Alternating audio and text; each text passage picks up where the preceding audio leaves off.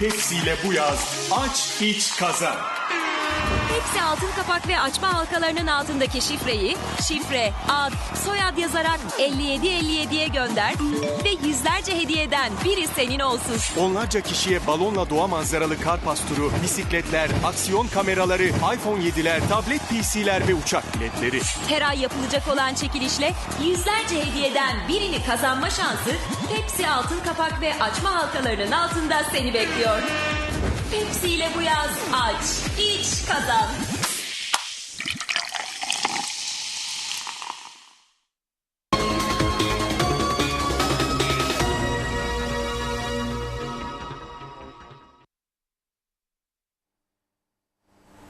Sayın seyirciler, birlikteliğimiz devam ediyor. Sabah saatlerinde de ifade ettiğim gibi bugünkü stüdyo konuğumuz Cumhuriyetçi Türk Partisi Milletvekili Tarım Eski Bakanı Sayın Erkut Şahali bizlerle beraber.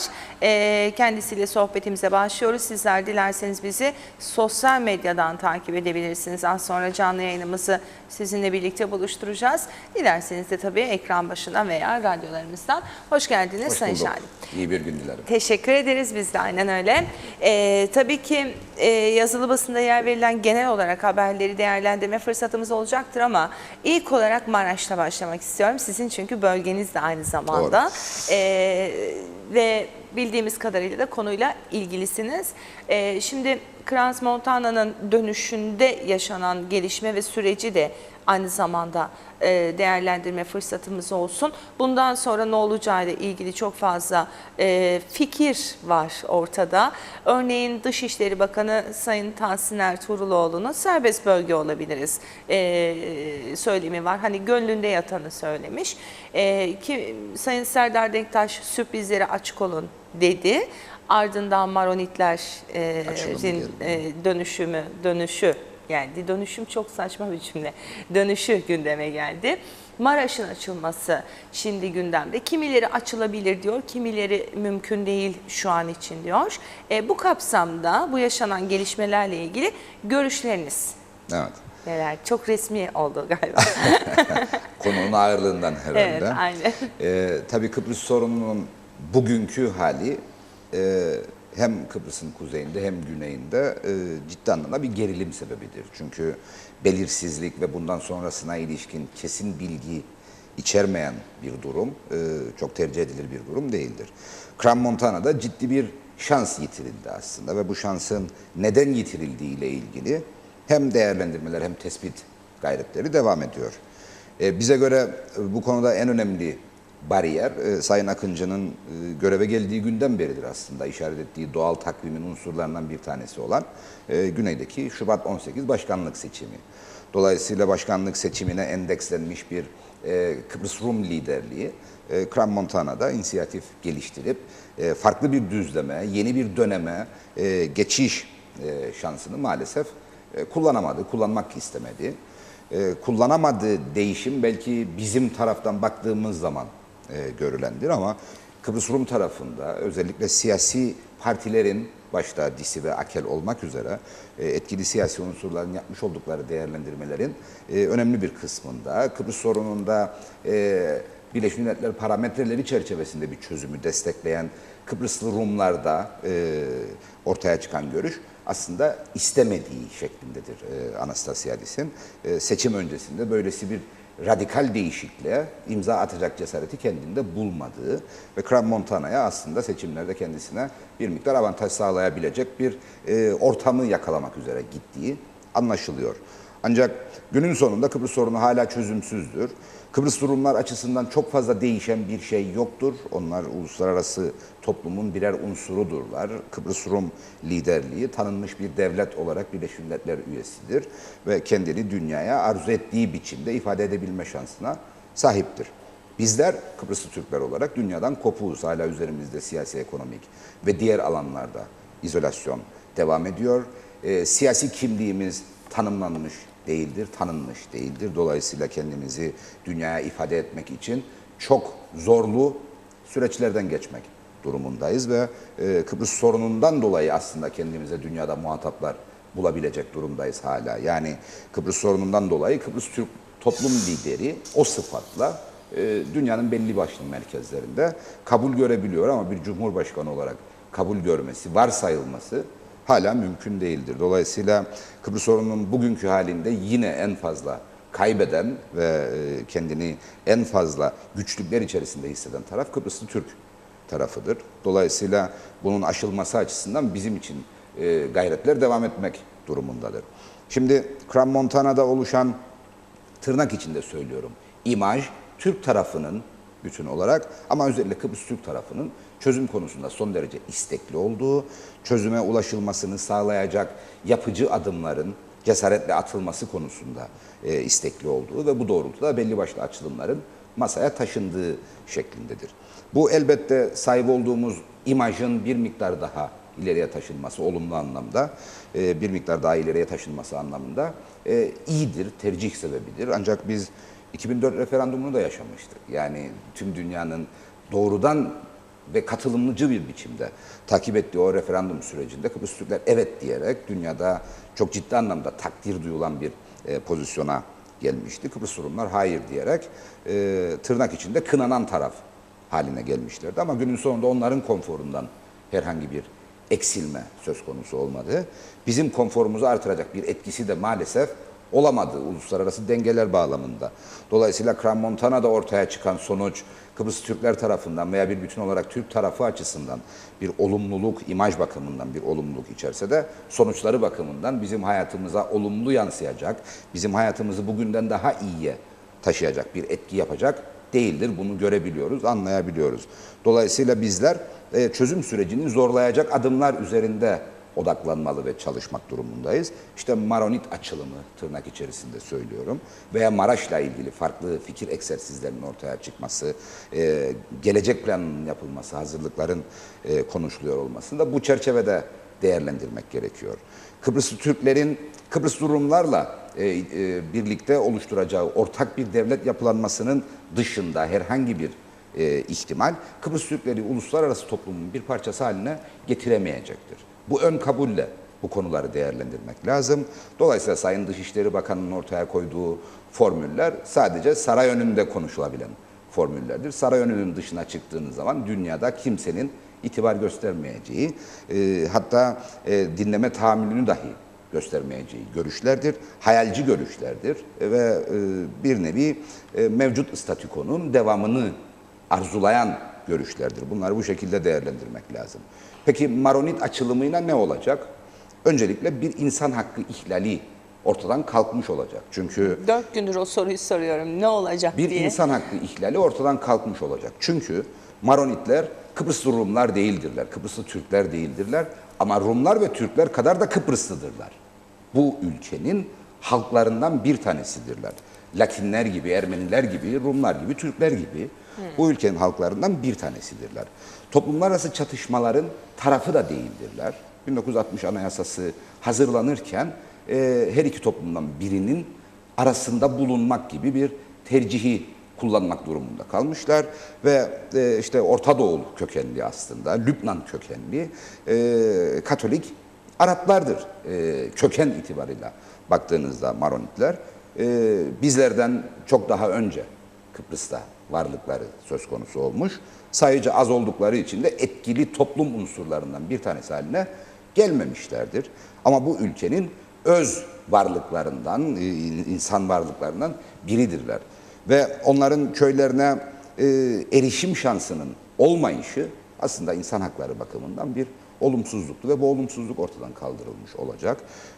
Kendi köyleri 4 köyden söz ediliyor. Kendi köylerinin Kıbrıs Türklerin güvenliğini tehdit eden herhangi bir coğrafi özelliği de söz konusu değildir. Dolayısıyla asker kontrolünde bulunduruluyor olması aslında Maronitlerin diğer Kıbrıslı Rum mülklerinin dışında özellikler taşıyan mülklere sahip olduğunun da somut bir göstergesidir. Yani Maronit malları örneğin Farklı çok bir büyük, statüsü mü var? elbette çok büyük ihtimalle, yani bu konuda net bir envanter bilgim yoktur ama eşdeğer mal dağıtımı konusu haline gelmemiştir. Yani işte terk edilmiş mallar, Türklere ait olmayan mallar nasıl ki maalesef koçan sahibi yapılarak, tapu işlemi yapılarak Türklere devredildi. Maronit mülklerinde böyle bir durum söz konusu değildir. Çok önemli bir kısmında. Neden? Olanlar Çünkü Yani Maronitler... neden mesela Rumların mülkleri işte Türkleştirilerek tapu verildi de Maronitlerinki verilmedi? Yani 1960 Yani- Anayasası'nda bunu koruyan bir durum mu vardı Yok, ki hayır, böyle hayır. bir Yani şey oldu? mülkiyet hakkı anayasa güvencesine tabi olduğu için bir hak olarak değerlendirilmemeli. Temel insan haklarının da bir tanesidir. Dolayısıyla elbette Türkleştirilen mülkler gayri Türk olmayanların mülkleri diyelim. Türkleştirilirken bir insan hakkı ihlali söz konusu oldu. Bu da bizim sıkıntımızdır ve Kıbrıs sorununun bir anlaşmayla, karşılıklı kabul edilir bir anlaşmayla çözümlenmesi halinde mülklerle ilgili genel kurallar belirlenecek ve tazminat, takas veya iade konusunda genel anlaşma çerçevesinde sonuçlar üretilecek bireylerle ilgili. Örneğin Sayın Dışişleri Bakanı'nın ifade ettiği Kuzey Kıbrıs Türk Cumhuriyeti'nin tanınmasından başlayarak farklı bir sürü ayrılıkçı senaryonun içerisinde bu insan hakkı ihlali en önde durmaya devam edecek ve Kıbrıs Türkler bu insan hakkı ihlalinin bedelini ödemekle yükümlü olacaklar. Siz uluslararası hukukun bir parçası olma hedefiyle, olma istekliliğiyle eğer hareket ediyorsanız, dünyada sizi kabul etsinler diye bir uğraşınız söz konusuysa, dünyanın her noktasında kabul edilen kurallara tabi olmayı da peşinen siz kabul etmek durumundasınız. Dolayısıyla Türkleştirdiğinizi zannettiğiniz mülklerin esas sahiplerinin mülkiyet hakkını ortadan kaldırmanız mümkün değildir. Bunu ya tazmin edeceksiniz, ya iade edeceksiniz veya eşdeğerinde bir karşılıkla tazmin edeceksiniz. Başka bir yöntemi yoktur. Dolayısıyla Kıbrıs Rumlar örneğin Türk mallarını Rumlaştırmak gibi bir gayretle hareket etmediler. Türk malları Türkler adına kayıtlıdır. Ama o malları devlet kiralama yöntemiyle, kullandırma yöntemiyle birilerine kullandırmaktadır. Ama herhangi bir tapu devri söz konusu olmamıştır. Dolayısıyla bizim bu anlamda Kıbrıslı Rumların kendi mülkleriyle ilgili yürüttükleri hukuki mücadelenin aynısını yürütme şansımız hiç olmadı. Çünkü örneğin benim Kıbrıs Rum tarafında kalmış mülklerim vardır ama o mülkler orada durmaktadır. Kıbrıs Rum yönetimi benim o mülklere doğrudan erişimime an itibariyle izin vermemektedir. Orada bir ikamet koşulu getirmektedir ki bu bir hukuki açmaz olarak değerlendirilmektedir. Yani bu konuda açılmış davalar vardır biliyorsunuz. Mülkiyet hakkı herhangi bir kısıtlamaya tabi olmadığı için ben giderim ve mülk benimdir, istediğim tasarrufu kullanırım dersiniz ama Kıbrıs Rum yönetimi Kıbrıs sorunundan kaynaklanan sebeplerle bu konuda farklı düzenlemeler yapmıştır. Ama günün sonunda o mülk benim adıma kayıtlı olmayı sürdürmektedir. Bizde durum farklılaştırıldı.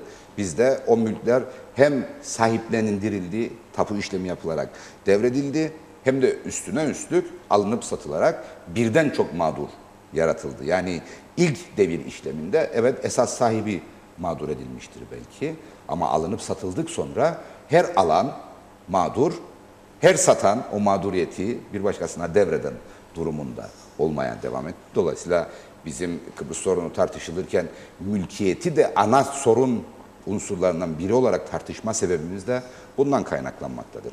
Şimdi Maronit köylerine geri dönüşle ilgili yapılan açılım son derece yerinde bir açılımdır. Çok fazla izah edilemeyen bir tasarrufun oradan kaldırılması anlamındadır. Ben bu köylere sürekli ikamet anlamında geri dönüşün en azından öngörülebilir bir gelecekte söz konusu olmayacağını düşünüyorum. Çünkü maalesef kendi yaşam alanından uzakta geçirdiği zamanlar insanların yeni yaşam standartları ve koşulları oluşturmasına yol açıyor. Dolayısıyla o köylere hasret duyan insanlar aslında mülklerine öncelikle, sonra geçmişlerine, tarihlerine, anılarına hasret duyarlar ama günün yaşam pratiği içerisinde de o hasretin giderilmesi sürekli ikamet halinde kendini göstermeyebilir. Ama belli bir vadede o mülklerin ve yerleşim yerlerinin yeniden canlanacağını ve günlük yaşamın oralarda devam edebileceğini öngörebiliyorum. Şu anda Kormacit'te bu çok görülür bir durumdadır aslında. Açık olan bir köydü. Kontrollü girişin en azından mülk sahipleri açısından olduğu bir noktaydı ama her geçen gün biraz daha yatırımın yapıldığı, her geçen gün nüfusunun bir miktar daha arttığı ve sürekli ikametin de artma eğilimi içinde olduğu bir nokta. Dolayısıyla geriye kalan köylerde de aynı durumun söz konusu olabileceğini düşünüyorum. Maraş çok özel bir bölge. Çünkü Kıbrıs sorunuyla ilgili Birleşmiş Milletler'in karar almaya başladığı günden itibaren Maraş hep ayrı bir konumda tutuldu. İşte yeşil hattın da dışında Kıbrıs'ın kuzeyinin ve güneyinin de dışında çok özel bir bölge olarak sivil yerleşime açılmamış, tamamen asker kontrolünde, Türk askeri ve Birleşmiş Milletler askerinin kontrolünde bir bölge olarak durdu ve diğer yerinden edilmişlerin pozisyonundan farklı olarak Maraş'ın koşulsuz derhal iadesiyle ilgili çok sayıda Birleşmiş Milletler kararı söz konusu. Dolayısıyla Maraş'la ilgili bu tartışmanın bugün yapılıyor olması, evet Kıbrıs sorununda çözüm istekliliğinin ortaya konması bakımından son derece önemlidir diye düşünüyorum. Çünkü Maraş insan yaşamına kapatıldığı 1974 yılının Ağustos ayında aslında dünyanın en gözde turizm ve ticaret merkezlerinden bir tanesiydi. Özellikle Orta Doğu'da yaşanan gerilimde Maraş konumundaki Lübnan'ın artık güvenli bölge olma özelliğini yitirmesi nedeniyle Maraş çok hızlı, baş döndürücü bir hızla gelişen bir yatırım, ticaret ve turizm merkezi olarak Kıbrıslıların hayatında yer aldı. Ancak 74 yılında oranın hayalet kente dönüşmesiyle birlikte de çok büyük bir kayıp anlamına geldi. Maraş'la ilgili biliyorsunuz mülkiyet iddiaları farklıdır. Kıbrıs Türk tarafında belli bir kesim Maraş'ın işte %98 küsurunun vakıf malı olduğunu iddia eder. Bu doğrultuda bir mahkeme kararı da söz konusu oldu yanılmıyorsam 2005 yılında.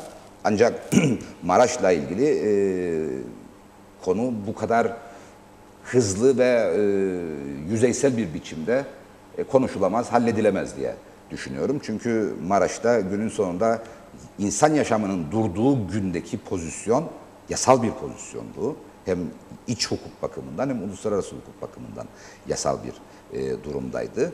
Dahası çok sayıda Kıbrıslı olmayanın mülk sahibi olduğu, yatırım sahibi olduğu bir alandı. Dolayısıyla mülkiyet meselesi sadece Gazi Mausa Kaza Mahkemesi'nin vereceği bir karara göre şekillenemeyecek kadar karmaşık ve büyük bir mesele olarak değerlendirilmesi gerekir.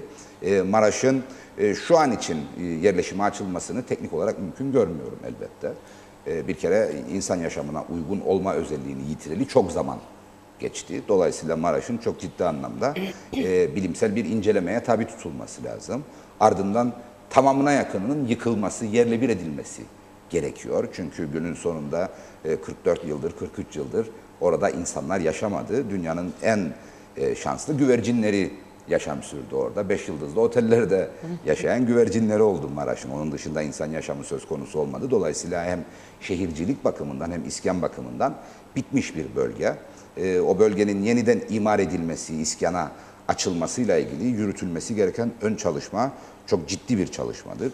Zaman alan, kaynak gerektiren bir çalışmadır. Dolayısıyla bu konudaki fikirlerin henüz çok ham olduğunu düşünüyorum ama bunun bir vizyon olarak konuşuluyor olması hem Kıbrıs'ın kuzeyini hem güneyini hem de dünyayı meşgul ediyor olması bile aslında Kıbrıs sorunuyla ilgili sürecin şekillenmesi bakımından son derece önemlidir, isabetlidir diye değerlendiriyorum ben. Evet, şimdi Maraş konusunda gerçekten önemli tespitleriniz var. Bunu hep beraber yaşayıp göreceğiz artık. Açılabilir mi, açılamaz mı, nasıl açılır? Şu anda mıdır bu açılım, yani konjektürel olarak 2020'den önce açılabilmesi pek mümkün görünmüyor anlaşılan o ki. Seçimler vesaire, yeni kararlar, belki yeni siyaset gündemimizde olacak. Bugün yazılı basında yer alan bir haber dikkatimi çekti. Mausa Serbest Limanı ile ilgili.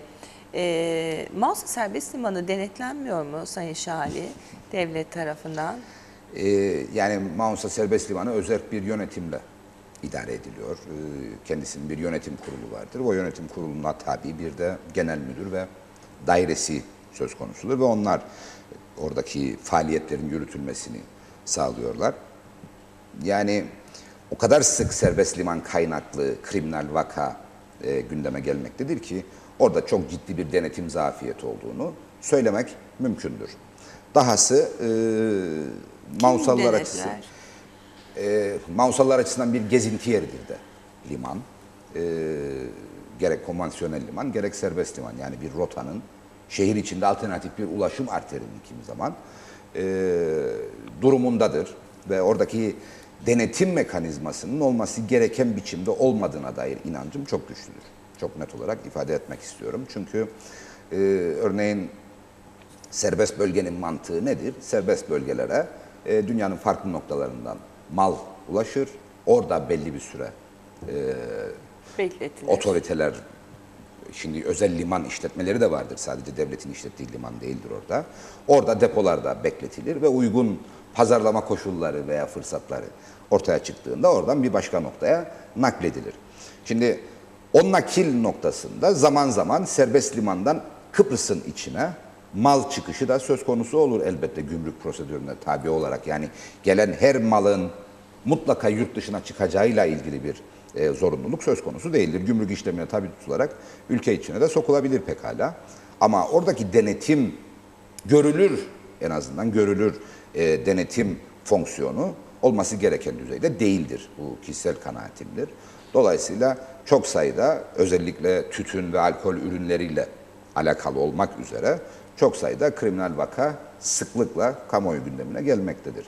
Serbest limanın çok ciddi bir altyapı eksikliği söz konusudur. Gerek aydınlatma, gerek güvenliğinin sağlanması, gerek takip sistemlerinin kurulması bakımından. Orada nitelikli elemanların çalıştığını söylemek bütünüyle mümkün değildir. Limancılık çok ciddi bir iştir. Çünkü ülke güvenliğini doğrudan ilgilendiren bir konudur aynı zamanda. Dolayısıyla bizim hem konvansiyonel limanda, Mausa açısından söylüyorum, hem de serbest limanda denetim ve işletme bakımından zaaflarımız söz konusudur. Bunların giderilmesiyle ilgili de bir gayret çok uzunca bir zamandır söz konusu olmamıştır açıkçası.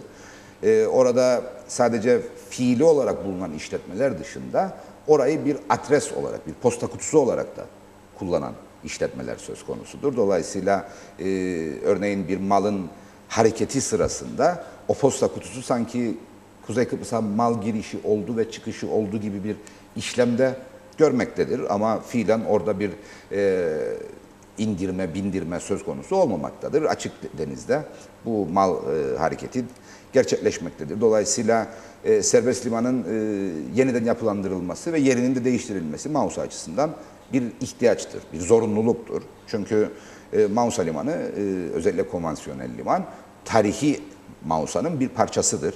Ve maalesef Mausa'daki liman ihtiyacının karşılanması açısından da yeterli değildir. Dolayısıyla limanın yük trafiği açısından özellikle serbest limana kaydırılması ihtiyacı vardır. Surların dışına taşınması ihtiyacı vardır. Ancak maalesef serbest liman bu ihtiyacın giderilmesine engel teşkil etmektedir. Çünkü serbest liman içerisinde sadece depolama tesisleri değil, aynı zamanda bir de tersane bulunmaktadır ki tersaneler dünyanın en kirli sanayi bakımından en kirli yatırımlarından bir tanesi ve şehrin içinde yer alması çok da kabul edilebilir değildir. Zaman zaman yine çevreyle alakalı olarak Mausa Limanı'ndaki yüklerden kaynaklanan çevre sorunları gündem olmaktadır. İşte kimi zaman tozdur şikayet sebebi olan, kimi zaman kokudur şikayet sebebi olan, kimi zaman başka ülkelere girişi yasaklanmış malzemenin serbest limana dökülmesidir. Dolayısıyla serbest limanın oradan taşınmasına ihtiyaç vardır. Serbest bölgenin taşınmasına mutlaka ihtiyaç vardır. Çünkü bir limancılık hizmeti söz konusudur serbest liman içerisinde. Bir de serbest bölge vardır. Yani az önce ifade ettiğim gibi bir başka yere veya ülkeye satılmadan önce gümrük işlemine tabi olmaksızın depolandığı alanlar söz konusudur. Mausa'nın en değerli ve ülke ticareti açısından da en ihtiyaç duyulan alanlarının bu şekilde heba edilmesi çok doğru değildir. Dolayısıyla serbest limanın yeniden yapılandırılması, bir başka noktaya taşınması, aynı şekilde serbest bölgenin de oradan uzaklaştırılmasına ihtiyaç vardır diye düşünüyorum. Peki bu tarz serbest liman veya serbest bölgelerden devlet ne kazanır? Yani bizim açımızdan şunu söyleyeyim, Yani şu anda ne kazanması gerekenin çok çok gerisindedir devletin kazandığı. Çünkü limancılık hizmetleri dünyanın her yerinde çok pahalı hizmetlerdir. Ancak serbest liman ve serbest bölge konusu bizim açımızdan bir kazanç değil, aslında bir kayıp anlamına gelir. Çünkü geçmişte serbest limanın mali, yani bütçe görüşmeleri sırasında da aslında bu konuda bilgi sahibi oluyoruz ama daha derinlemesine mali açıdan bilgi sahibi olma şansım olmuştu. Dolayısıyla şunu söylemem lazım, bizde serbest liman devletten yardım alarak faaliyetlerini sürdüren bir noktadadır. Halbuki serbest limanın devlete ciddi anlamda para kazandıran bir işletmeye tırnak içinde söylüyorum, dönüşmesi gerekirdi ve ona göre kullanılması gerekirdi. Dahası anımsayacaksınız, geçmişte özellikle Ulusal Birlik Partisi'nin seçim bildirgelerinde, seçim propagandalarında limancılık, serbest liman, serbest bölge ve ülke açısından bir kalkınma projesi olarak ifade edilmişti. Ama şu anda biz serbest limandan bırakınız para kazanmayı, üstünden para vererek orayı işletiyoruz. Çünkü maalesef oradaki pek çok depolama alanı ve liman işletmesi çok cüzi rakamlarla kullandırılmaktadır. Ve bu da sahip olmamız gereken gelirin çok gerisinde kalmamızın temel sebebidir diye düşünüyorum. Bundan yerel yönetimler de katkı alır mı? Bu limanın mesela Gazi Maussa'da olmuş olması. Yani şudur, Gazi Maussa Belediyesi'ne ait bir kantar, uluslararası tanınmışlığı olan bir statüyle orada hizmet vermektedir. Gelen giden malın, mülkün tartılması noktasında Maussa Belediyesi'nin bir geliri söz konusudur. Ancak onun dışında limanın işletmesiyle alakalı herhangi bir yükümlülüğü de yoktur, avantajı da yoktur. Çünkü liman işletmesinin özellikle temizlik ve belediye hizmetlerle ilgili kısmı liman otoritesi tarafından kararlaştırılır ve çok uzun yıllardan beridir de ihale yöntemiyle özel işletmelerden hizmet alınarak yürütülen bir durumdadır. Dolayısıyla Gazi Maussa Belediyesi'nin limandan elde ettiği çok ciddi bir gelir söz konusu değildir.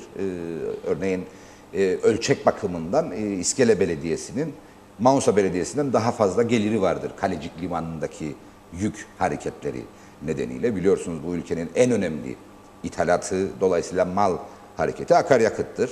Ve Kalecik'teki 2 akaryakıt depolama tesisi İskele Belediye sınırları dahilindedir.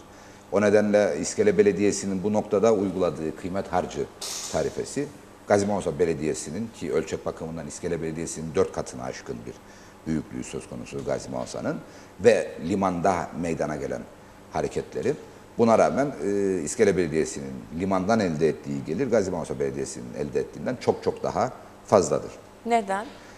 Ölçektir dediğim gibi. Yani Ölçekli. oradaki ithal ve ihraç edilen mülklerin, malların Daha kıymeti, hacmi bunda temel belirleyicidir. Maalesef Maussa Belediyesi'nin kantarda hizmet verdiği mallar genellikle bizden ihraç edilen tarımsal ürünler ve ülkeye ithal edilen dökme yük diye tabir edilecek olan tahıl ürünleridir veyahut işte inşaat malzemeleridir vesairedir. Yani her bir malın ithalatından belediyenin bir kıymet harcı alması söz konusu değildir. Örneğin otomotiv ithalatı Gazi Maussa Belediyesi'nin kıymetlendirerek vergilendirdiği bir ithalat değildir. Bu daha ziyade ağırlık birimi üstünden hesaplanan mallarla ilgili geçerlidir.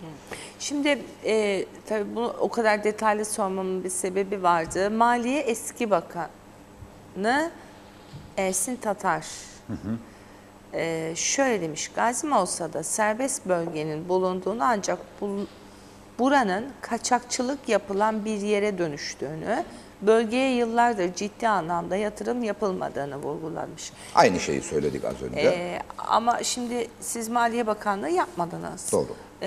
Ülkenin Maliye Bakanlığı yapmış yakın geçmişte bir insan bunun denetimi olmadığını, orada kaçakçılık yapıldığını söylüyorsa bir sorun var. Kesinlikle bir Ciddi sorun var. demektir. Yani bu konuda bunu polis mi denetlemez, giremez mi mesela polis Hayır, oraya? İnsanlar polis böyle denetimi düşünebilir. vardır tabii ki. X-ray cihazı var mı orada? Yoktur. Yoktur. Yoktur. Yani Niye özellikle alınmadı? büyük araçların, tırların kontrolden geçirileceği X-ray cihazları söz konusu değildir ülkemizin hiçbir limanında. Yani Girne Limanı turizm limanı diye isimlendiriliyor. Turizm amaçlı inşa edilmiş bir limandı. Ama maalesef konvansiyonel yük trafiğine açıldı. Açılmamış olmalıydı kanaatimce. Maussa Limanı turizm limanı değildir. Bir konvansiyonel limandır. Yani yük trafiğine açık bir limandır. Üstelik uluslararası niteliği olan, statüsü olan bir limandır. Her ne kadar Avrupa Birliği Adalet Divanı'nın almış olduğu kararla Maussa Limanı Avrupa Birliği içerisinde ayrıcalıklı işlem görme hakkını kaybetmiş olsa da Porto Famagusta, Gazi Maussa Limanı dünyada kimliği bilinen ve evraklarının geçerliliği olduğu kabul gören bir limandır. Dolayısıyla ülkedeki yük trafiğinin denizle transfer edilen yüklerin hareket noktası Mausa Limanı olmalıydı. Aslında Girne'ye bu kaydırılmamalıydı. Zaten bunun sonuçlarını şu anda Girne'de görmekteyiz. Yani o konvansiyonel liman olarak kullanılıyor olması şehrin içinde bir limanın pek çok sorun yaratmaktadır Girne açısından. Girne'nin rekabet üstü değeri turistik değeridir. Biz limanla başlayan serüvende bu değeri her geçen gün biraz daha eksiltiyoruz aslında. Şu anda imar konusundaki vahşi durum Girne'nin değerinden eksiltmektedir. Sayın Tatar'ı bugünkü beyanatıyla ilgili bir miktar daha sıkıştırsanız şunu diyecektir aslında. O hep Ekonomi Bakanlığı'na bağlı bir noktada oldu. Dolayısıyla benim icraî yetkim söz konusu olmamıştı. Doğru, yani ben de kısa bir dönemde olsa bir bakanlık deneyimine sahibim ve serbest limanla ilgili hiçbir icraî yetkim yoktu, olmadı. Ancak ben şunu söylemek isterim. Sayın Tatar Ulusal Birlik Partisi'ne mensup bir milletvekilidir. Ulusal Birlik Partisi'nin bu ülkeyi uçuracak, özellikle 2010 seçim bildirgesinde bu ülkeyi uçuracak, kanatlandıracak projelerinden bir tanesiydi serbest liman ve serbest bölgecilik. Dolayısıyla belki biz göremedik, algılayamadık veya bu konuda cesaret sahibi olamadık ama Ulusal Birlik Partisi'nin ortaya koyduğu siyasi vizyonun bir unsuruydu liman. Maalesef serbest liman en fazla da Ulusal Birlik Partisi tarafından yıpratıldı, hırpalandı. O noktada şunu söylemek lazım, serbest liman içerisinde özel limanların oluşmasının altında Ulusal Birlik Partisi'nin tek başına hükümet dönemindeki imzası söz konusudur. Halbuki serbest limanın devlet tarafından veya kendi otoritesi tarafından ülke ekonomisine maksimum düzeyde fayda sağlayacak şekilde yeniden yapılandırılması mümkünken onlar işin kolayına kaçtılar ve liman içerisinde limanlar oluşturarak orayı özel işletmelerin kullanımına açtılar. Ve şunu söylemek gerekiyor, devletin sahip olduğu alanlardan çok daha küçük alanlara sahip olan özel işletmeler çok daha karlı bir süreç izliyorlar orada. Dolayısıyla evet güvenlik zafiyetinden birinci derecede devlet sorumludur belki ama işletme konusundaki kusurlar devletin bilerek ve isteyerek ortaya koyduğu, gerçekleştirdiği kusurlardır diye düşünmek gerekir. Evet bir kaçakçılık merkezidir diyecek kadar veriye sahip değilim. Ama yurttaş halimle gazetelere yansıyanlardan edindiğim intiba odur ki evet orada ciddi bir güvenlik zafiyeti vardır ve orada bekletilmek üzere getirilen pek çok mal ya işlemsiz ya da kaçak bir biçimde hem yurt dışına hem yurt içine sokulmaktadır diye düşünüyorum. Bir X-ray cihazı neden alınmıyor? Çok mu pahalı Yani bir şey? bu biraz da devletin yönetme ciddiyetiyle alakalıdır. Her ne kadar pahalı olursa olsun bu devlet o cihazı karşılayabilecek kadar kaynağı yaratabilmiş olmalıydı. Bu ülkedeki genel anlamda güvenlik ve asayiş zafiyetinin bir parçası olarak değerlendirilmeli. Yani bizim örneğin trafikle ilgili veya kriminal vakalarla ilgili yeterli bir caydırıcı, önleyici veyahut sonuçlandırıcı altyapımız, kabiliyetimiz var mıdır diye sorarsanız benim görüşüm olumsuzdur. Biz suçları önleme konusunda da, suçları açığa çıkarma, suçluları adalete teslim etme konusunda da olmamız gereken noktanın gerisindeyiz. Dolayısıyla genel halimiz gibidir limandaki güvenliğe dair halimizde. Örneğin dünya bu süreçlerden çok öncelerden geçti ve şu anda otokontrol mekanizmasıyla bu denetimleri sağlamaktadır. Yani beyan usulüyle gümrük işlemlerinde beyan usulüyle çalışan bir sistem söz konusudur dünyanın en önemli limanlarında. Ancak rastgele yapılan denetimlerde o beyana aykırı bir durumun tespit edilmesi halinde ortaya çıkan cezai işlem miktarı işletmelerin bu riski göze almasını doğrudan engeller pozisyondadır. Dolayısıyla bizim yapmamız gereken aslında budur. Bizim hükümette bulunduğumuz 2005-2009 yılları arasında Türkiye Cumhuriyeti ile birlikte yürütülen gümrük otomasyon projesi söz konusuydu. O dönemde yanılmıyorsam 2007 yılında üzerinde çalışılmaya başlanmış bir projeydi. Bugün hala bunu tamamlayamadık örneğin. Ve şunu çok net olarak ifade etmem gerekiyor. Gazi Mausa Limanı'nda uygulanan gümrük tarife sistemiyle Girne Limanı'ndaki sistem ve Lefkoşa Gümrüğü'ndeki sistem aynı değildir. Teorik olarak aynıdır ama pratikte aynı sonuçları doğurmadığını net olarak ifade etmek gerekiyor. Örneğin bu kalemin Mausa Gümrüğü'nde göreceği muamele ve tabi olacağı gümrük tarifesinin Girne'de veya Lefkoşa'da aynı olacağını söylemek mümkün değildir.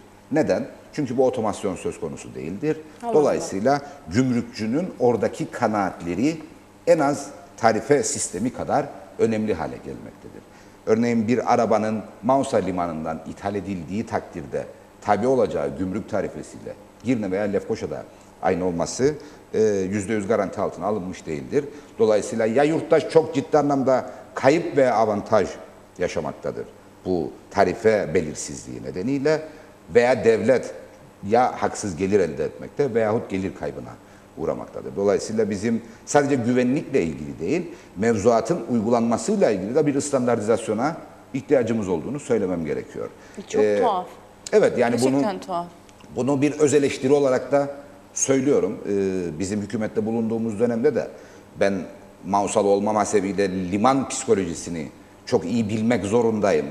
Limanda yaşanan sıkıntıları, beklentileri çok iyi biliyor olmak zorundayım ve yakın takip etmeye çalışıyorum. Örneğin gümrük acentelerinin en büyük şikayeti buydu. Mausa'nın ekonomik anlamda ciddi kayıplara uğramasının sebebi olarak görülmekteydi bu tarife çeşitliliği veya tarife belirsizliği. Çünkü Mausa Limanı'ndaki kanaatimce en iyi örgütlenmiş gümrük kapısıdır. Mausa Limanı'ndaki gümrük kapısı. Çünkü bir geleneği vardır. İlk gümrük kapımızdı. Yani Ercan olsun, Lefkoşa gümrüğü olsun veya Girne gümrüğü olsun. Mausa'dan çok çok sonraları oluşturulmuş gümrük noktalarıdır. Ama Mausa'da yıllar öncesinde, 10 yıllar öncesinden mevcut bir gümrük örgütlenmesi söz konusu. Dolayısıyla kanaatim odur ki gümrük mevzuatının en iyi bilindiği ve uygulandığı sınır kontrol noktası bizim Gazi Mausa gümrüğüdür. Ve Gazi Mausa'da uygulanan tarifeden daha düşük tarifelerin Girne'de veya Lefkoşa'da uygulanıyor olması Gazi Mausa'daki ekonominin ekseninin aslında bir miktar buralara kaymasına yol açmıştır. Örneğin Gazi Mausa'daki acenteler Girne'ye veya Lefkoşa'ya şube açmak durumunda kalmışlardır. Neden? Çünkü müşteriler malı şeyden gelse bile, Gazi Mausa gümrüğünden gelse, Gazi Mausa limanından gelse bile onu Gazi Mausa gümrüğünde değil, Lefkoşa veya Girne gümrüğünde gümrüklemeyi, gümrük işlemlerini orada sonuçlandırıp ödemeyi gerçekleştirmeyi tercih eder durumdadır. Bu da zaten ortada bir standardın olmadığının en somut ifadesidir. Siz malınızı Mausa gümrüğünden ülkeye soktuğumuzda niye bunu Lefkoşa'da veya bir başka gümrük noktasında gümrükleme ihtiyacı hissedesiniz ki? Eğer antrepomuza taşıyacaksanız bu ayrı bir şey. Antrepoya gider, antrepoda ihtiyaç halinde gümrüklenir. Yani antrepolar da bir tür serbest bölge gibidir aslında. Antrepolara ürün aktarılır, mallar aktarılır ve ihtiyaç duyulduk sonra gümrüklenir ve pazara, iç pazara sunulur. Şimdi eğer antrepoya sevkiyat söz konusu değilse ve siz Gazi Mausa limanından getirdiğiniz malınızı doğrudan iş yerinize transfer edeceksiniz. Bunu neden Mausa gümrüğü değil de örneğin Lefkoşa gümrüğünde gümrüklemeyi tercih edersiniz? Siz bir işletmecisiniz ve her bir kuruşun sizin işletmenize faydası olsun istersiniz, getirisi olsun istersiniz. Dolayısıyla bu gümrüklerimizdeki standardın olmayışının en tipik göstergesidir ve bunun giderilmesiyle ilgili maalesef bizim hükümette bulunduğumuz dönemde de gerekli adımlar bir türlü atılamadı. Başlatılan projeler tamamlanamadı ve işte biz hükümetten gideli 16 ay oldu ve tamamlanma aşamasındadır diye öngördüğümüz gümrük otomasyon sistemi hala tamamlanabilmiş değildir. Evet. Bir izleyicimizin mesajı vardı, buradan aktaramadım. Bu tarafa tekrar döneyim, cep telefonundan aktarayım size. Pardon. Birkaç mesajımız var. Onların hepsini aktaralım. Sonra zaten soracağım sorulardan bir tanesi de bunlardan biriydi. Öncelikle Özgün Öztemel'den başlayalım. Program başlarken gönderdi. Bazılarına cevap vermiş olabilirsiniz ama okuyalım. Sayın Şahali, bu ekrandan Sayın Kutlayerk, Kran Montana çözüm konferansının çökmesini bir sebep göstererek Sayın Akıncı'nın derhal istifa etmesini söyledi. Bu programda söylemişti. Sorum şu, Sayın Erk CTP adına mı yoksa kendi adına mı konuştu? 2. Bu durumda CTP'nin Sayın Akıncı'ya desteği yara aldı mı almadı mı? 3. CTP'nin Maraş konusundaki net ve dik duruşunu yansıtan politikası nedir? Ve artık Özdil Nami de konuşuyor. Sizce suskunluğunu neden bozdu? Evet. Bunlar zaten... Ha, tabii bu arada Lefke'den de mesajımız var, onu aktaralım. Lefke'yi ilçe yaptılar ama bizi unuttular. İlçe olduğumuz günlerde ziyaretler yapıldı. Şu anda bizi arayıp soran yok. Bu konuda Erkut Bey ne düşünür demiş izleyicimizin biri Lefke'den. Ve bir diğer izleyicimizle Ahmet Bey'e şöyle bir soru göndermiş. Gemi konağını serbest limana olarak yeniden limanımızın açılması konusuna nasıl bakar Sayın Şali demiş. Evet. Çok teşekkür ederim. Önce Sayın Öztemel'in sorularından başlayalım. Şimdi Crans-Montana sürecinde elbette çok taraflı sorumluluklar söz konusudur. Yani Sayın Akıncı'nın örneğin ben bu ekranlardan ve farklı platformlarda eleştirdiğim bir yaklaşımı Crans-Montana sürecindeki olumsuzluklardan bir tanesiydi örneğin. Sayın Akıncı ısrarla bizim neslin son denemesidir bu süreç diye bir tanımlama yapıyordu. Ben de ısrarla Sayın Akıncı son deme hakkına sahip değildir. Kendisi bir son nokta koyar belki ama son deme hakkına sahip değildir.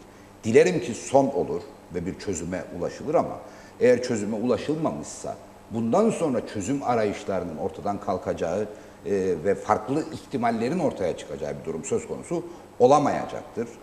En başında programın zaten bu konudaki kanaatini net olarak ifade ettim. Dolayısıyla bu son vurgusu Sayın Akıncı'nın bu süreçteki yanlışlarından bir tanesi olarak değerlendirilebilir. Ancak bu Crans-Montana'daki sorumluluk paylaşımında Sayın Akıncı'yı ön plana atan da bir durum değildir. Sayın Akıncı'nın örneğin Crans-Montana sonrası yani Sayın Guterres'in konferansı sonlandırma açıklamasının ardından 5-6 saat sonra yapmış olduğu basın toplantısındaki tonu da fazlasıyla duygusal bir tondu. Bir yılgınlık ifadesiydi. Aynı şekilde onun da doğru olmadığını düşünüyorum. Sayın Akıncı görev süresinin tamamlanmasına daha çok var. Yaklaşık 2,5 yıl tam da görev süresinin ortasındadır aslında Sayın Akıncı. Dolayısıyla görev süresinin sonuna kadar seçilme amacı doğrultusunda çalışma yükümlülüğüne tabidir. Dolayısıyla hem Kıbrıs sorununda Kıbrıs Türk toplum lideri sıfatıyla hem de kendi propagandası çerçevesinde Kıbrıs sorununda çözüm odaklı siyaseti yürütme konusunda kendisi yükümlüdür. Dolayısıyla bu konuda son deyip kenara çekilme lüksü yoktur. Kenara çekileceği noktada istifasını tartışabiliriz. Ancak henüz kenara çekildiğine dair bir ifadesi veya intiba söz konusu değildir. Her ne kadar da son vurgusunu çok fazla yapmış olsa dahi. Dolayısıyla Sayın Akıncı'yı istifaya çağıranlar kişisel kanaatlerini ortaya koyarlar. Bu doğrultuda henüz siyasi anlamda Cumhuriyetçi Türk Partisi açısından siyasi anlamda ortaya konmuş bir davet söz konusu değildir. Sayın Akıncı'nın çözüm sürecine katkı yapma kararlılığı olduğu sürece bizler kendisine verdiğimiz desteği vermeye devam edeceğiz. Bu koşulsuz bir destek değildir dolayısıyla. Bu hiçbir şekilde eleştiriye açık olunmayan bir durum da değildir. Sayın Akıncı'ya gerek yüz yüze, çünkü sıklıkla bir araya geliyoruz meclis platformu olarak veya mecliste veya kişisel olarak yan yana geldiğimiz noktalarda eleştiri, öneri ve isteklerimizi pekala dile getiriyoruz. Dolayısıyla bu sınırsız ve koşulsuz bir destek olarak değerlendirilmemelidir ama Sayın Akıncı'nın istifa etmesi için çözüm vizyonunu yitirmiş olmasına ihtiyaç vardır. Biz o kanaati henüz taşımıyoruz. Dolayısıyla Sayın Akıncı çözüm odaklı, her ne kadar şu anda karşılık bulacak bir atmosfer olmasa da Kıbrıslı Rum taraf açısından bu konuda istekliliğini ortaya koymalı, çalışmalarını ona göre düzenlemelidir. Nitekim Maronit açılımıyla ilgili durum veya Maraş'ın tartışılıyor olmasıyla ilgili durum bizim açımızdan bu çerçevede değerlendirilmektedir. Karşılıklı kabul edilebilir bir çözümü zorlayan adımlar olarak değerlendirilmektedir. Sayın Akıncı'nın da bu duruş içerisinde olduğuna dair inancımız henüz yerli yerindedir. CTP'nin Maraş'la ilgili duruşunu az çok ifade ettiğimi düşünüyorum. Maraş'ın en kötü hali şimdiki gibi olan haldir. Çünkü Gazi Mausa kenti açısından bir sorun sebebidir. Özellikle etkili belediye hizmetin, belediye etkinliğin ortaya konamadığı kapalı bir alan olması sebebiyle örneğin haşeratın fazlasıyla çoğaldığı ve işte açık bölgelere de etki ettiği bir noktadır. Bir görsel kirliliktir maalesef Maraş artık. Geçmişin turizm cenneti şu anda bir görsel kirliliktir. Maalesef Maraş'ı bir emanet olarak görmüş olmamıza ve sivil yerleşime açmamış olmamıza karşın emaneti de hıyanet etmiş durumdayız. Çünkü önce yağmaladık, sonra yağmalanacak bir şey kalmayınca da yıktık, yıkmaya çalıştık veya yıkılmaya terk ettik. Dolayısıyla bizim açımızdan da bir utanç vesilesidir Maraş'ın mevcut hali. Çünkü düşününüz aslında ülkenin en güvenli noktası durumundadır. Hem kuzey açısından hem güney açısından söylüyorum bunu. Maraş ülkenin en güvenli noktasıdır. Çünkü içerisinde sadece Türk askeriyle Birleşmiş Milletler askerleri vardır. Ve evlerin kapısının penceresinin dahi kalmadığı, altyapının yollardan, sokaklardan söküldüğü bir noktanın nasıl güvenli bir halde olduğu ve savaş sonrasında nasıl bu hale getirildiği, daha doğrusu yani düşününüz insanlar sofrasında yemek tabakları içinde yemeklerle birlikte bırakılmış tabaklarla ayrıldılar aslında Maraş'tan. Birkaç gün sonra geri dönmek niyetiyle oralardan ayrıldılar. Bu kadar canlı ve yaşayan bir durumdayken Maraş şu anda bir harabeye dönmüş vaziyette ve bu doğal sebeplerde de olmamış. Yani evlerin kapılarını sökmüşüz, su depolarını sökmüşüz, pencerelerini sökmüşüz, garajlarının çinkolarını, direklerini bilmem nelerini sökmüşüz. Şu anda görünür tarafında en azından sokaktan açık bölgelerden geçerken gördüğümüz noktada tamamen talan edilmiş bir Maraş söz konusu. Bu bir utanç vesilesidir. Bu utancın da ortadan kaldırılması gerekmektedir. O iç taraflarına falan hiç gittiniz mi? Yani birkaç kez görevli olarak açık güzergahtan bir belediyenin su deposuna, belediyede çalıştığım dönemlerde birkaç kez de ordu evine gitme fırsatı buldum. Dolayısıyla içerisinde herhangi bir inceleme yapacak, gezinti yapacak durumum söz konusu olmadı. Ancak hiç içeriye girmeye gerek yok. Dışarıdan gördüğünüz zaten en kötüsüdür. Dolayısıyla Hani belki orada mülkünüz olduğunu düşününüz bir Kıbrıs Rum olarak. Tel boyunda seyahatiniz mümkündür, serbesttir. Örneğin telin hemen ardındaki evin, kendi evinizin bütünüyle talan edildiğini görüyorsunuz. Ve önünde de asker nöbet bekliyor. Bunu sivillerin yapma ihtimali yoktur. Bu kadar net. Yani çünkü o arada hiçbir boşluk falan oldu mu hiçbir şekilde acaba? bir boşluk olmadı. Bilmediğim için Çünkü şey Maraş boşaltılmış bir bölge olarak 15 Ağustos itibariyle Türk askerinin Hemen. etkili kontrol ve denetimine tabi oldu. Dolayısıyla Maraş'la ilgili hemen bir komite kuruldu. Örneğin oradaki bankalarla ilgili veya otellerin kasalarıyla ilgili bir komite kuruldu. Onlar da kapalı ve mevcut duruyor. Teorik olarak kayıt altındadırlar. Ancak o kaydın sağlanacağı noktaya kadar ben binaların geldiği hale çok benzer hallerin oralarda da söz konusu olduğundan şüpheleniyorum. Şüpheleniyorum. Bunu bir şüphe olarak ifade edeyim. Her ne isterse olsun ama günün sonunda biz Maraş'ın ganimetinin hiç ummadığımız yerlerde karşımıza çıktığını biliyoruz. Kimi zaman bir çatal olarak, kimi zaman bir servis tabağı olarak, kimi zaman bir masa örtüsü olarak. Nereden biliyorsunuz? Kişisel gözlemim söz konusudur. Dolayısıyla biz Maraş'a bir emanet gibi muamele etmedik. Dolayısıyla Maraş'ın bir an önce bu çok boyutlu utanç veren halden çıkarılmasına ihtiyaç vardır. Yeni utançlar yaratmadan bu halden çıkarılmasına ihtiyaç vardır. Sayın Nami'nin konuşuyor olmasını son derece normal buluyorum. Çünkü maalesef aktif bir müzakere süreci şu an için söz konusu değildir. Dolayısıyla bir beklentilerin, iki yaşanmışlıkların kamuoyuyla paylaşılmasını son derece yararlı buluyorum. Dolayısıyla Özdil Bey kanaatimce çok iyi bir diplomattır artık. Bunu söylemek gerekiyor. Yani diplomasi eğitimi almamış olabilir ama farklı zamanlarda uzun yıllardır gerek danışman olarak gerek müzakereci olarak üstlendiği görevleri layıkıyla yerine getiren Kıbrıs Türklerin sadece Cumhuriyetçi Türk Partili olanlarının değil aslında tamamına yakınının takdirini toplayan başarılı bir diplomattır. Dolayısıyla Özdil Bey'in diplomasiyi zorlamayacağından emin olaraktan, diplomatik etiği zorlamayacağından da emin olaraktan daha fazla konuşması gerektiğini, Kıbrıs Türk halkına daha fazla birinci ağızdan bilgi aktarması gerektiğini düşünüyorum açıkçası. Bir başka soru Lefke ilçesi ile alakalıydı. Lefke ilçesi, Lefke'nin ilçe olmasını sırf ilçe olsun diye gerçekleştirdiğini maalesef biz biliyoruz hükümetin. Aynen İskele ilçesinin ilçe olması ama hala ilçeleşme ile ilgili gayret içinde olması gibi bir durum söz konusuydu.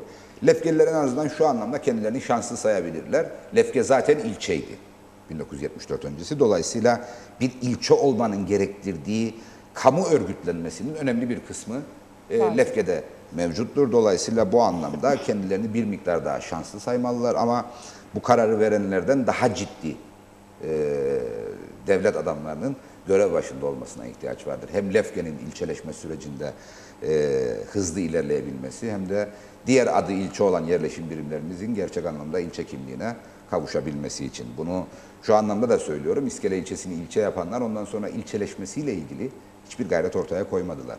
Ve o bölgedeki kaymakamlık binasının yapılmasıyla ilgili, itfaiye şubesinin yapılmasıyla ilgili veya savcılığın, mahkemelerin oraya kurulmasıyla ilgili girişimlerin tamamının altında benim partimin, Cumhuriyetçi Türk Partisi'nin imzası söz konusudur. Dolayısıyla Lefkeliler ciddi devlet adamlarına ihtiyaçları vardır. Bugünkü gibi olmaya.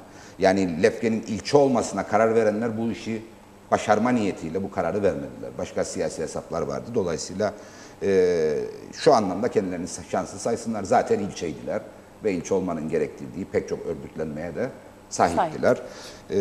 Gemi konağının serbest liman olması, gemi konağının yeniden serbest bölge olarak hizmet vermesiyle ilgili girişimleri az önce Gazi Mausa serbest bölgesi ve limanıyla ilgili söylediklerim de akılda tutulacak olursa çok anlamlı bulmuyorum. Üstüne üstlük gemi konağıyla ilgili verilen kararlarda adaletten, şeffaflıktan, denetlenebilirlikten çok uzak bir yaklaşımın söz konusu olduğunu akılda tutarsak gemi konağındaki serbest işi çok serbest ilerledi. Dolayısıyla ne bölgeye ne gemi konağı özeline bir faydası dokunmayacaktır.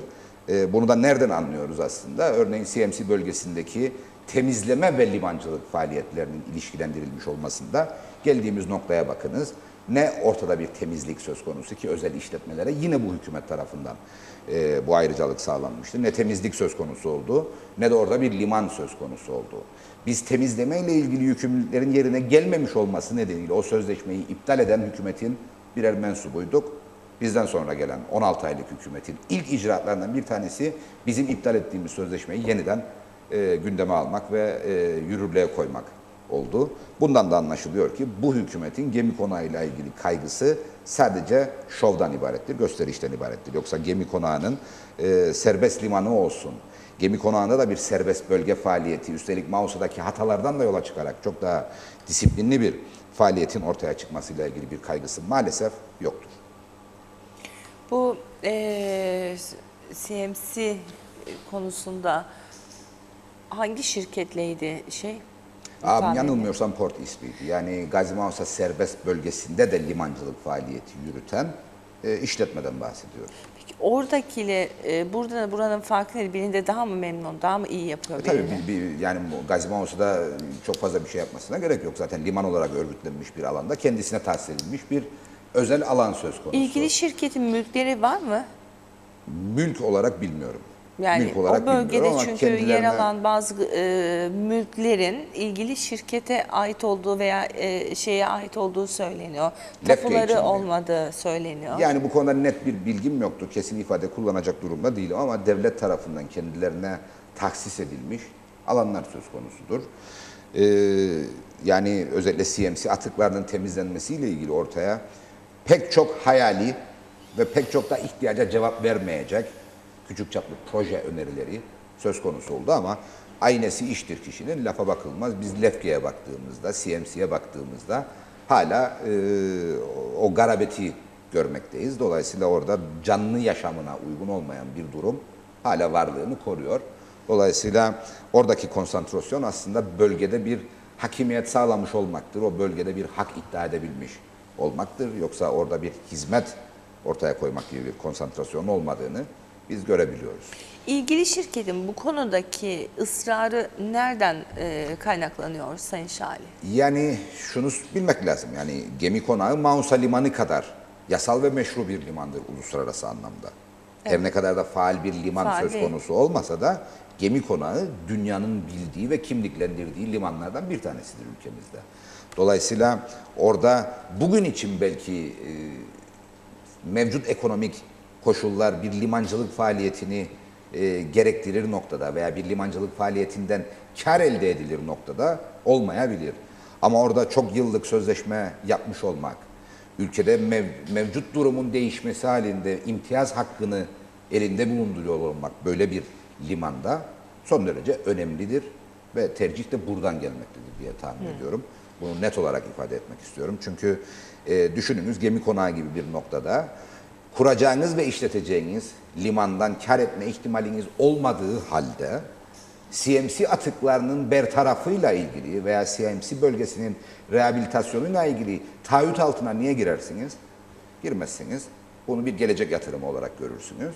Öyle zannediyorum ki mevcut işletme de bu yaklaşımla hareket ettiği için hem o taahhütlerini yerine getirmiyor hem de sahip olduğu imtiyaz haklarını kaybetmemek için de çok ciddi bir gayret içerisinde bulunuyor. Dolayısıyla bu bugünün değil aslında geleceğin projesi olarak orada durmaktadır. O nedenle CMC'deki atık bertarafı veya bölge rehabilitasyonuna ilgili faaliyet yok denecek kadar az noktadadır.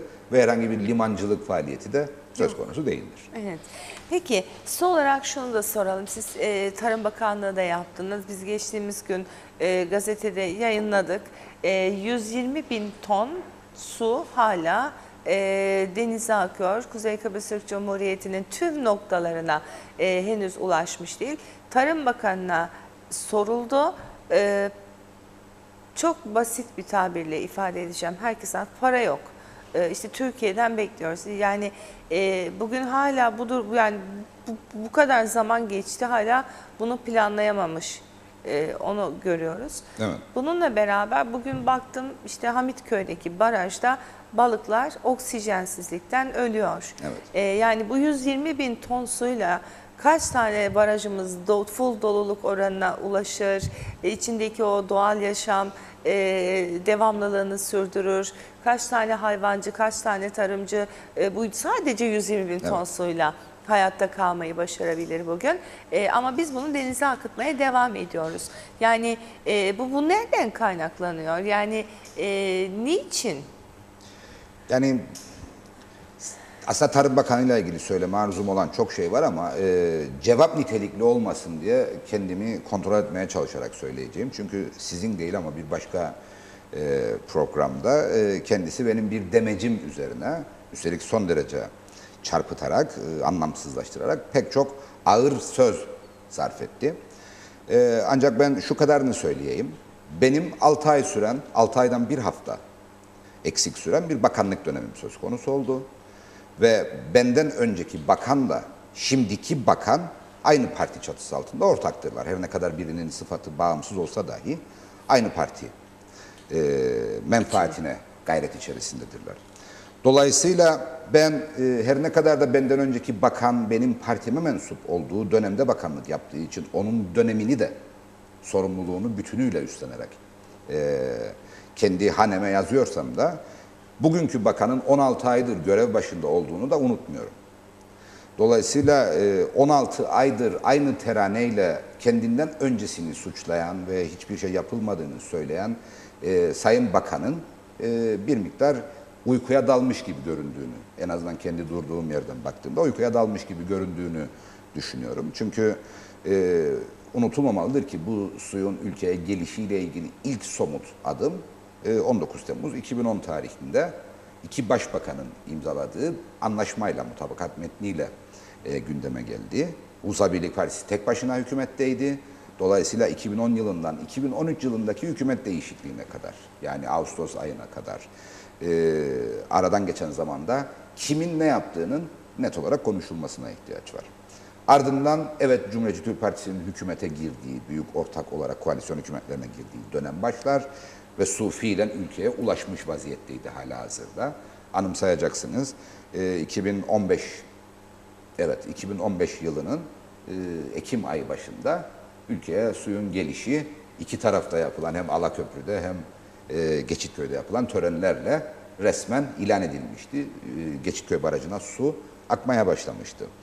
Dolayısıyla bizim 6 aylık dönemde üstelik kendi yaptığımız bütçeyi idare etme şansımız olmayan 6 aylık dönemde tırnak içinde yapamadıklarımızı bugün yapılmayanlara gerekçe olarak göstermek bir uyku halidir, bir sayıklama halidir. Bunun altını çizmek istiyorum.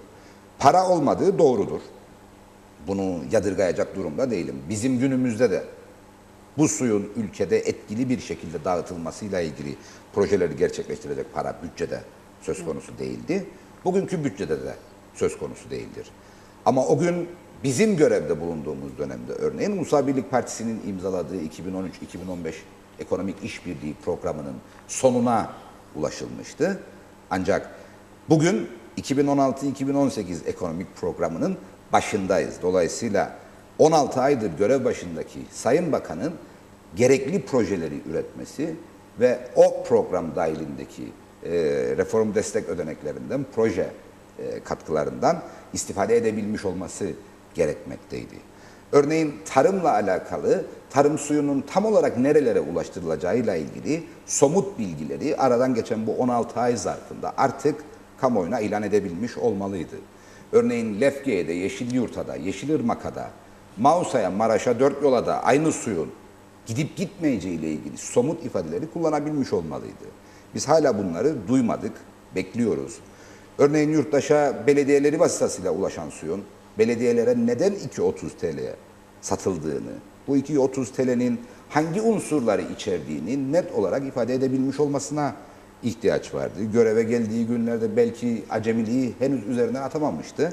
Bu 2.30'un ne olduğunu bilemiyordu. O yüzden söylemiyordu. Ancak şu anda bu 2.30'un hangi bileşenleri içerdiğini net olarak bizlere açıklaması gerekmektedir. Örneğin yapılması gereken 265 kilometrelik şebekenin yaklaşık olarak 50 kilometresinin inşa edildiğini söylüyor. Bu 265 kilometrelik yapım ihtiyacı bizim zamanımızın tespitiydi. Dolayısıyla o günden bugüne neden 150 değil, 250 değil de 50 kilometrelik mesafe kat edilebildiğini bize açıklamış olması gerekiyordu. Örneğin bizim görevde bulunduğumuz dönemde bu suyun belediyelere, yurttaşa ulaştırılmak üzere belediyelere maliyetinin 1 lira civarında hesaplandığını söylediğimizde bunu hayalci, hatta bu anlaşma söz konusuysaydı da uygulamadık, bunun vatana ihanet olduğunu söyleme cüretini gösteren Sayın Bakan'ın bunun bir öngörü olduğunu, çünkü o dönemin tartışmaları içerisinde henüz fiyat noktasına ulaşılmadığını anlayabilmiş olması gerekirdi. Ve şunu da eklemek istiyorum, bu 1 liranın bileşenlerini ben her fırsatta ifade ettim. Şimdi de bir kez daha ifade edeyim. 1 olur, 1.10 olur, 1.20 olur ama her fırsatta ifade ettim, bir kez daha ifade edeyim. Türkiye'den gelen suyun ton başına fiyatının 25 kuruş olarak öngörüldüğünü ifade etmiştim. O günlerde yürüttüğümüz görüşmelerde nihai şekline ulaşmamış olmakla birlikte altını çizerek söylüyorum. Geçitköy'e, Güzelyalı Terfi İstasyonu'ndan Geçitköy'e suyun ulaştırılmasıyla ilgili maliyetin o günkü enerji fiyatlarıyla yaklaşık 60-65 kuruş civarında olduğunu ifade etmiştim. Geçitköy Barajı'ndan Çamlıbel Arıtma Tesisine suyun ulaştırılması ve arıtılmasıyla ilgili yaklaşık 20-25 kuruşluk bir enerji maliyetinin yine o günkü fiyatlarla olduğunu ifade etmiştim. Ve ardından belediyelere ulaşacak şebekelere suyun sevk edilmesiyle birlikte fiyatın 1 lira, 1.10 kuruş, 1 lira 20-25 kuruş olabileceğini ifade etmiştim. Ama bu konuda bir anlaşmaya varacak kadar zamanım olmamıştı görev başında. Bunları açıklayabildiğime göre 2.30'un da benzer bir biçimde hangi unsurları içerdiğini Sayın Bakan'ın açıklamasını bekliyorum. Örneğin o güne kadar yapılmış olan yatırımların da ödenmesi amacıyla suyun ton başına fiyatı 2.30 TL miydi? Yoksa o günden sonra yapılması gereken bu 265 kilometrelik, ki Sayın Bakan bunu 252 kilometre olarak ifade ediyor. Onların yapılmasıyla ilgili paranın da bu 2.30 TL'lik su fiyatının içinden mi çıkması düşünüldü? Bunları açıklamış olması gerekirdi. Şimdi tüm bunları açıklayamayan bir bakanlıktan siz ne Hamitköy'e su ulaştırmasını ne de günlük 120 bin tonluk su kaybının giderilmesiyle ilgili projelerde hangi aşamada olunduğunu açıklamasını maalesef bekleyemezsiniz. Örneğin biz tarımsal suyun hangi bölgelere, hangi koşullarda ulaştırılacağıyla ilgili net bilgileri ısrarla talep ederken, ansızın Türkiye'deki Orman ve Su İşleri Bakanı'nın 17 Ağustos'da işte tünel ihalesi sonuçlanıyor diye açıklamada bulunmasını ben hicap duyarak dinlerim. Çünkü bu konuda Kuzey Kıbrıs Türk Cumhuriyeti halkına bilgi vermesi gereken kendi yetkili otoriteleridir, kendi bakanlarıdır. Bir başka ülkenin bakanı bu ülke içerisinde devam eden proje, kendi projeleri dahi olsa kendi bakanımızdan önce bu konuda bilgi verir pozisyonda olmamalıdır. Bu kabul edilebilir bir şey değildir. Dolayısıyla sorduğumuz soruya maalesef net bir cevap verebilecek durumda değilim. Çünkü anımsayacaksınız, bizim görevde bulunduğumuz dönemde de zaman zaman deneme amaçlı olarak, çünkü o dönemde henüz baraj doldurulma aşamasındaydı, deneme kullanımı söz konusuydu. Zaman zaman denize deşarj söz konusuydu Güzelyalı Terfi İstasyonu'nda ve demekteydik ki bu baraj henüz tam olarak dolmadı, dolma aşamasındadır. Dolayısıyla kademe kademe doldurularak belli başlı test çalışmaları yürütülür. Ve o dönemde bile bir hoşgörü söz konusu değildi suyun boşa akıyor olmasına. Evet. Ve hem biz hem de o dönemde Sayın Orman ve Su İşleri Bakanı Türkiye Cumhuriyeti'nin Sayın Eroğlu bu suyun aslında Geçitköy Ovası'na, göletin ardından boşa akıtılması ve en azından yerel su kaynaklarının beslenmesine yardımcı olabilmesiyle ilgili bir girişim söz konusuydu. Bir konuşma söz konusuydu, en azından beyanatlarımıza yansımıştı. Örneğin bu konuda bir bilgiye ihtiyaç vardır. Sayın Bakan niye bunu açıklamakta imtina ediyor? Bunu anlamanın imkanı yoktur. Bu su denize değil de karaya akıtıldığı zaman nasıl bir sonuç ortaya çıkar? Yani baraj göletinden kara tarafına deşarj edildiği noktada nasıl bir sonuç ortaya çıkar? Bunun bir zararı var mıdır? Varsa nedir? Yoksa hangi bölgelere ne gibi faydası dokunabilir? Niye izah etmekte imtina eder? Bunu anlamanın imkanı yoktur. Dolayısıyla su akar, biz bakar, günler gelir geçer diye bir durum söz konusu maalesef şu anda. Anlattığınız şeylere bakılacak olsa, sorulara da çok şey beklemiyor musunuz siz Sayın Bakan'dan? Ben hiçbir şey beklemiyorum Sayın Bakan'dan. Çünkü Sayın Bakan bakmakla görevlidir şu anda. Yapılması gereken işleri yapan başkası. Peki, çok Ben teşekkürler teşekkür Sayın ederim. Şahli. Ben teşekkür Süremizi ederim. burada noktalıyoruz. Görüşmek üzere diyelim size. Memnuniyetle. Değerli izleyenler, bugün içinde birlikteliğimizi burada noktalıyoruz. Yeniden yarın yeni bir günde sizinle birlikte buluşacağız. Bu arada bugün günlerden çarşamba, saatleriniz 14'ü gösterdiğinde yeniden Diyalog TV ekranlarında olacağız. Diyalog Medya Genel Direktörü Sayın Reşat Akaş dün akşam Halk Meclisi'nde Karpaz'daydı. Karpaz'da yaşanan sıkıntıları ekranlarınıza taşıdı. Bugünse detay programında, emaneten aldığımız detay programında yeniden 14'te birlikte olacağız. Görüşmek üzere, hoşçakalın.